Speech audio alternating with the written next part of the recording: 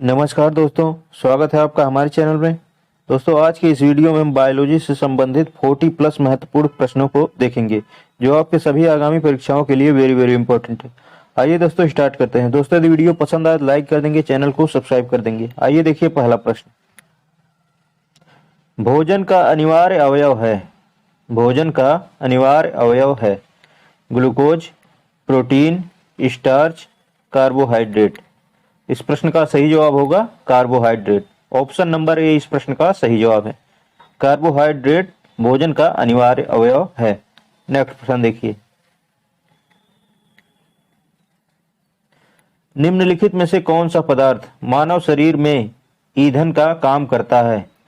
मानव शरीर में ईंधन का कार्य कौन सा पदार्थ करता है। देखिए, प्रोटीन, विटामिन, कार्बोहाइड्रेट, जल। इस प्रश्न का सही जवाब होगा option number C, carbohydrate. Carbohydrate मानव शरीर में ईंधन का काम करता है। नेक्स्ट प्रश्न देखिए। कैप्सूल का आवरण बना होता है। कैप्सूल का आवरण किस पदार्थ का बना होता है। देखिए, प्रोटीन का, अंडे के छिलके का, सेल्यूलोज का या फिर स्टार्च का। किसका बना होता है? स्टार्च का। ऑप्शन नंबर डी इस प्रश्न का सही जवाब है।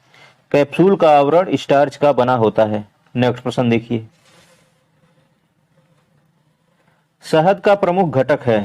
शहद का प्रमुख घटक है। देखिए, ग्लूकोज, सुक्रोज, माल्टोज या फिर फ्रक्टोज। तो शहद का मुख्य घटक कौन सा है? फ्रक्टोज। ऑप्शन नंबर डी इस प्रश्न का सही जवाब है।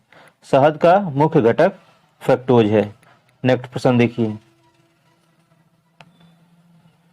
निम्नलिखित में से कौन सी शर्करा तत्काल ऊर्जा प्रदान करती है। निम्नलिखित में से कौन सी शर्करा तत्काल ऊर्जा प्रदान करती है। देखिए, लैक्टोज, सेल्यूलोज, माल्टोज या ग्लूकोज। तो इस प्रश्न का सही जवाब होगा ऑप्शन नंबर डी, ग्लूकोज जो है तत्काल ऊर्जा प्रदान करती है। नेक्स्ट प्रश्न देखिए। मनुष्य में कुल कितनी हड्डियां होती हैं। मनुष्य में कुल कितनी हड्डियां होती हैं। 212, 206, 202 या फिर 200। इस प्रश्न का सही जवाब होगा ऑप्शन नंबर बी, 206। मनुष्य में कुल 206 हड्डियां होती हैं। नेक्स्ट प्रश्न देखिए। नवजात शिशुओं में हड्डियों की संख्या लगभग कितनी होती है। नवजात शिशुओं में हड्डियों की संख्या लगभग कितनी होती है। 200, 206, 300 या फिर 350।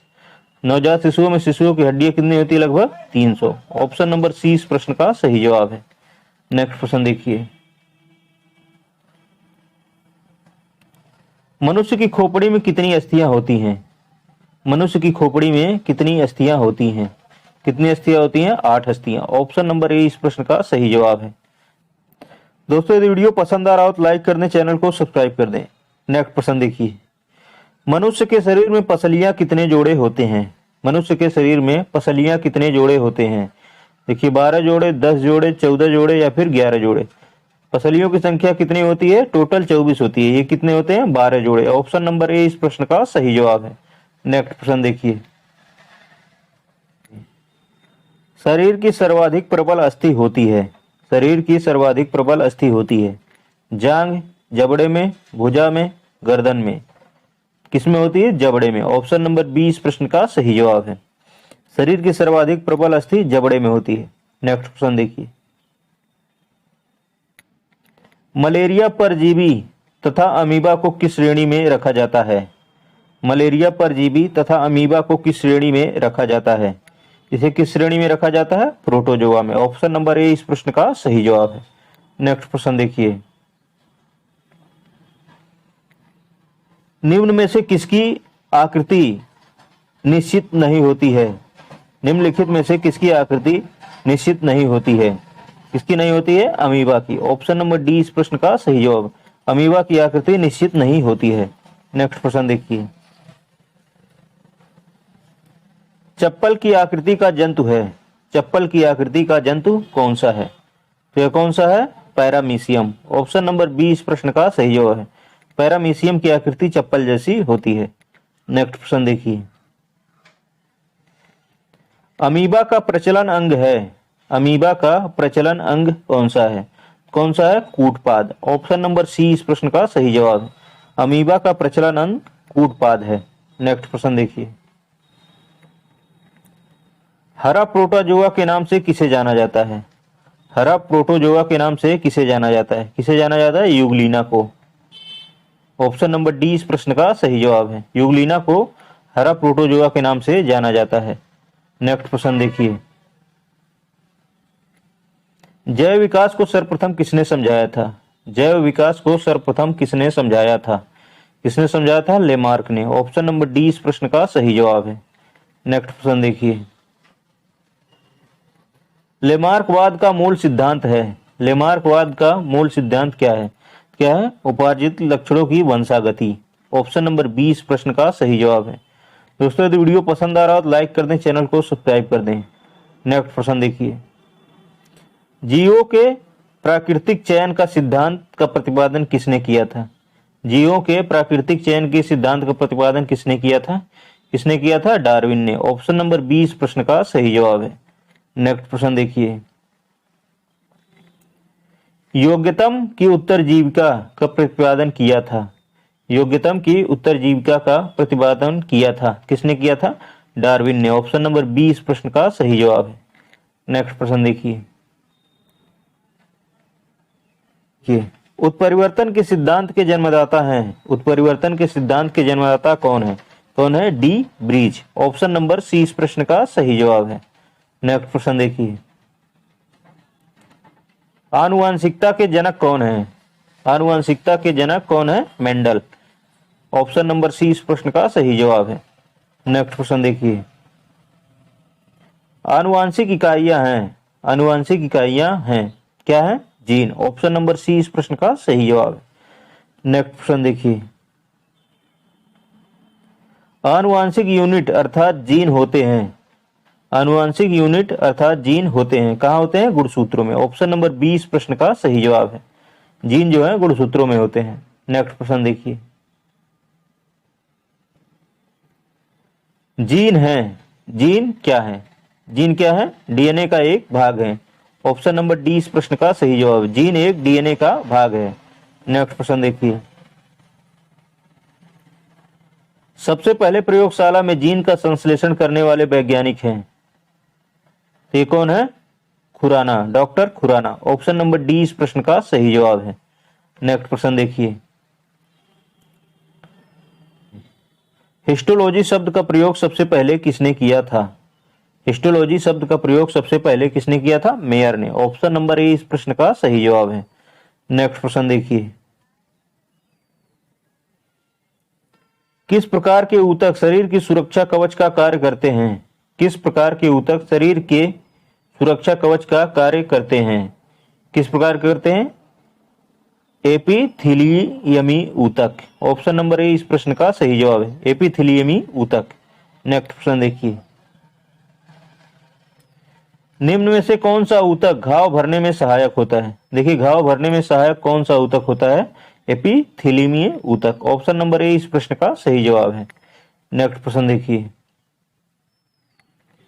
निम्न में से कौन एक शरीर को गर्म रखने हेतु उत्तरदायी है? शरीर को गर्म रखने हेतु कौन उत्तरदायी है? कौन है? वसामय ऊतक। ऑप्शन नंबर सी इस प्रश्न का सही जवाब है। नेक्स्ट प्रश्न देखिए, सेबेसियस ग्रंथियां पाई जाती हैं। सेबेसियस ग्रंथियां पाई जाती हैं, यह कहाँ पाई जाती हैं? स्तनियों की त्वचा के डर्मिस में। ऑप्शन नंबर 20 प्रश्न का सही जवाब है। नेक्स्ट प्रश्न देखिए, प्राकृतिक वर्णवाद से विशेष संबंध था। प्राकृतिक वर्णवाद से विशेष संबंध था, किसका था? चार्ल्स डार्विन का। ऑप्शन नंबर ए इस प्रश्न का सही जवाब है। चार्ल्स डार्विन का प्राकृतिक वर्णवाद से विशेष संबंध था। नेक्स्ट प्रश्न देखिए, आनुवंशिकता के नियम का जन्मदाता है। आनुवंशिकता के नियम के जन्मदाता कौन है? मेंडल। ऑप्शन नंबर सी इस प्रश्न का सही जवाब है। नेक्स्ट प्रश्न देखिए, डीएनए का संश्लेषण का प्रतिपादन किसने किया था? डीएनए संश्लेषण का प्रतिपादन किसने किया था? किसने किया था? कॉर्नबर्ग ने। ऑप्शन नंबर 20 प्रश्न का सही जवाब है। नेक्स्ट प्रश्न देखिए, प्लावमान जीन के सिद्धांत का प्रतिपादन किसने किया था? प्लावमान जीन के सिद्धांत का प्रतिपादन किसने किया था? किसने किया था? मैकक्लिंटोक ने। ऑप्शन नंबर सी इस प्रश्न का सही जवाब है। नेक्स्ट प्रश्न देखिए, फिलोसफिक जियोलॉजी के लेखक कौन है? फिलोसफिक जियोलॉजी के लेखक कौन है? कौन है? लेमार्क हैं। ऑप्शन नंबर बी इस प्रश्न का सही जवाब है। नेक्स्ट प्रश्न देखिए, मानव त्वचा का अध्ययन करने वाली विज्ञान की शाखा कहलाती है? मानव त्वचा की अध्ययन करने वाली विज्ञान की शाखा क्या कहलाती है? क्या कहलाती है? डर्मेटोलॉजी। ऑप्शन नंबर डी इस प्रश्न का सही जवाब है। नेक्स्ट प्रश्न देखिए, अस्थियों का अध्ययन किस शाखा के अंदर किया जाता है? अस्थियों का अध्ययन किस शाखा के अंतर्गत आता है? किसके अंतर्गत आता है? ऑस्टियोलॉजी के अंतर्गत। ऑप्शन नंबर बी इस प्रश्न का सही जवाब है। नेक्स्ट प्रश्न देखिए, जीवों के संक्रमण के विरुद्ध प्रतिरोध का अध्ययन किया जाता है? जीवों के संक्रमण के विरुद्ध प्रतिरोध का अध्ययन किसमें किया जाता है? क्या किया जाता है? इम्यूनोलॉजी में। ऑप्शन नंबर बी इस प्रश्न का सही जवाब है। नेक्स्ट प्रश्न देखिए,